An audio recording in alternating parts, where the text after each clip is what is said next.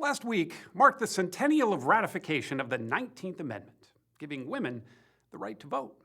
100 years sounds like a long time, but as Face the Nation's Margaret Brennan explains, a right we take for granted was a very long time in coming. Last Tuesday, with banners, bells, streamers, and skydives, Nashville celebrated the 100th anniversary of the ratification of the 19th Amendment, giving women the right to vote. We the women marched and sang and spoke. Rosanne Cash added her voice to the celebration. Women earn the right to vote.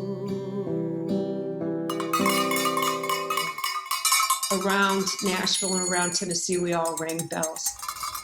And I rang one from here in New York. But back in 1920, the city was stunned to silence.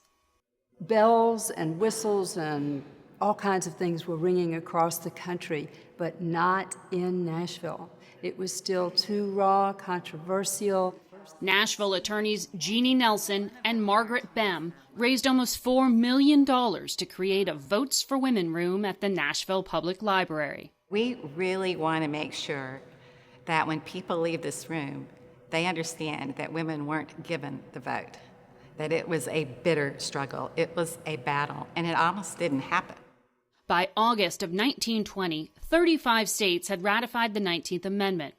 Only one more was needed.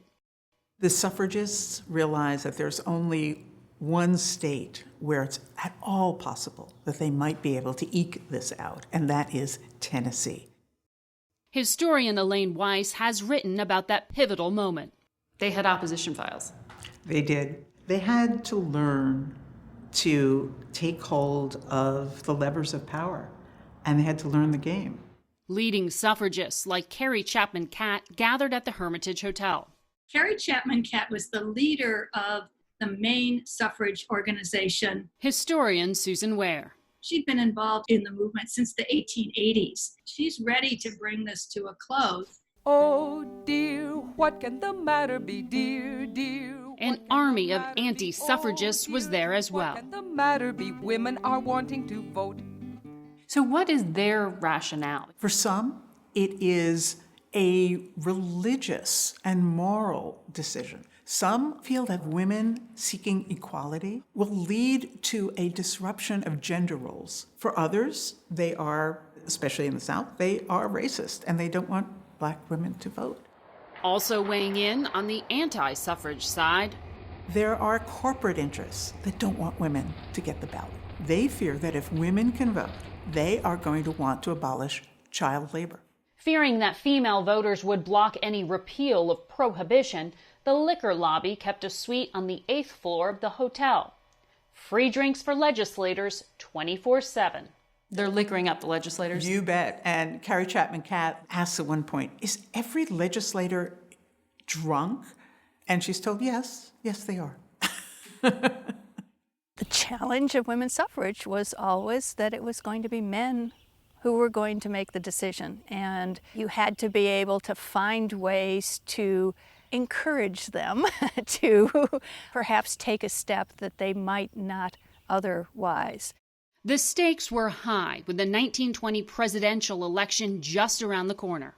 They're 10 weeks out from an election in which it's unclear whether or not 27 million Americans will be able to vote or not. Yeah, the dreams of 3 generations of suffragists and 27 million women are riding on this. Daughters of freedom, arise in your might. It had been a long road since Elizabeth Cady Stanton and Lucretia Mott held one of the first equal rights conventions in Seneca Falls, New York in 1848. Women had marched. They had organized. They had lobbied Congress, picketed the White House, and gotten arrested. And now, on the eve of the vote in Tennessee, The night before, the suffragists realized, they do the math, and they're not going to be able to pull it out. They're going to be a little bit short. Their support has just dissolved. The next morning, as crowds gather at the State House, 24-year-old Harry T. Byrne intends to vote no. That morning, he receives a letter from his mother. She says, I've noticed that in the newspapers it doesn't say that you're supporting ratification. Be a good boy and support Mrs. Catt and get ratification through. Be a good boy. Be a good boy. And he votes aye. And pandemonium ensues. I always favored votes for women. In 1963, Byrne told CBS's Walter Cronkite about that day. When I was confronted with the fact that I was going to go on record for time and eternity on the merits of the question, I voted in favor of ratification. On August 26, 1920, the Susan B. Anthony Amendment becomes the law of the land. An 80-year-old struggle is won. As Carrie Chapman Catt put it, young suffragists who helped forge the last links of that chain were not born when it began. Old suffragists who forged the first links were dead when it ended. But for black women, the fight was far from over.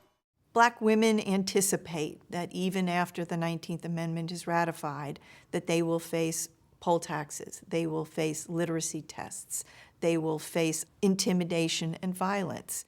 Martha S. Jones has written about black women's role in the continuing fight for equality. Black suffragists are the universal suffragists. From the beginning of the 19th century on through the 19th Amendment and all the way to the Voting Rights Act of 1965, it is African American women who sound the call, no racism, no sexism in American politics. Testimony to the strength, steeliness, and diversity of the women who fought for equal rights and continue to do so today. When you're asking what is the role of women, who gets the vote, and those in power, what they do sometimes to keep people from voting, all of those issues were there in 1920, and they're still here today.